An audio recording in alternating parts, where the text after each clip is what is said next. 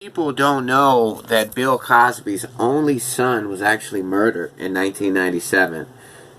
I'm going to read from his Wikipedia. The only son of American comedian Bill Cosby was murdered on January 16th, 1997, near Interstate 405 in Los Angeles, California. He was shot in the head by 18-year-old Mikhail Markhasev in a failed robbery attempt. Cosby was 27 years old.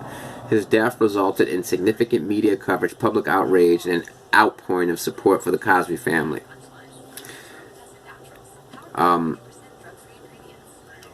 Basically, he was the third child and the only son of Bill Cosby. You know, he was dyslexic.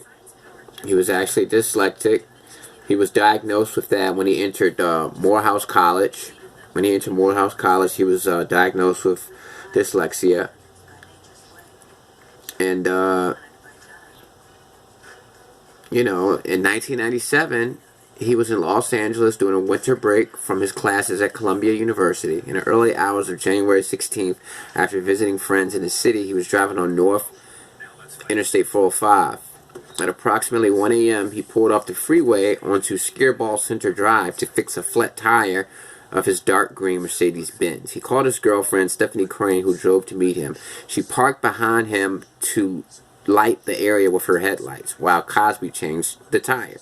She later testified that the man came to her window and said, "Open the door or I'll harm you." Frightened, Crane drove away. His girlfriend drove away while Cosby's son was fixing the tire. After moving approximately 50 feet away, she heard a gunshot and immediately drove back to Cosby's location. She saw a man running away and discovered Cosby lying on the ground by the driver's side of his vehicle, lying in a pool of blood. He had been shot in the head. Although it appeared that robbery was the motive, Cosby was still wearing a Rolex and had $60 in his pocket. The LA Police Department contacted Congresswoman Maxine Waters, who was a close friend of Bill Cosby, to request his phone number. Waters declined the request, but asked another close friend of the comedian, Essence magazine publisher Ed Lewis, to inform him of his son's death. However, the police contacted the CBS studio where Cosby was producing his new show, named Cosby, which was being filmed in New York. Cosby was on set when a producer informed him of the death of his son. The Cosby family received an outpouring of support from friends and the general public. Within 36 hours of his death, the high number of calls asking how Cosby's memory could be honored that prompted his family to form the Ennis William Cosby Foundation. That's his name, Ennis. At the time of its inception, the foundation's purpose was to benefit programs focused on those with learning disabilities, since he had dyslexia. Alright, the police stated, well, actually, I'm not even going to get into all that. This guy, he actually admitted to doing it. You know, there was a conspiracy theory floating around saying that Cosby had actually ordered the murder of his son because he was a love child by another woman. But, you know, the killer actually admitted to the crime. He said that Ennis, Bill Cosby's son, only fault was being in the path of a wicked idiot like myself.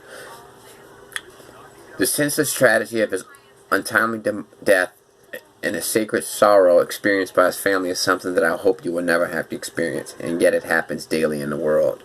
He was a teenager when he committed the atrocious crime, and he's currently serving a life sentence behind bars at Corcoran State University in the PHU, Protective Housing Unit, which is a place for inmates who require extraordinary security. He also expressed sympathy towards the elder Cosby, Bill Cosby, who has been accused of sexual assault by more than 50 women. Of course, that's what everybody says after mentioning Cosby back in 2015 when this article was written. You know, now they're afraid to do that because he'll get sued. The killer said, "As for Mr. Cosby, he showed me much mercy, which I didn't deserve, and I'm praying for him, for his family, and all of the women." Yeah. That's what the killer said in response to Bill Cosby's sexual assault allegations. But yeah, a lot of people didn't know that Bill Cosby had a son who was murdered. You know, it's not really spoken of much. You know, and it happened so long ago, and I imagine in the 90s it was spoken of a lot. But yeah, a lot of people don't know this. Rest in peace to Ennis Cosby, only 27 years old. And it's something, you know, it's something because a lot of people call it the 27 Club. You know, a lot of famous people, musicians, actors, artists of all sorts have died at the age of 27. Kurt Cobain, Janis Joplin, Jimi Hendrix, Bill Cosby's son. You know, the guy who played for The Who. You know, Jim Morrison. You know, it's sad. Rest in peace.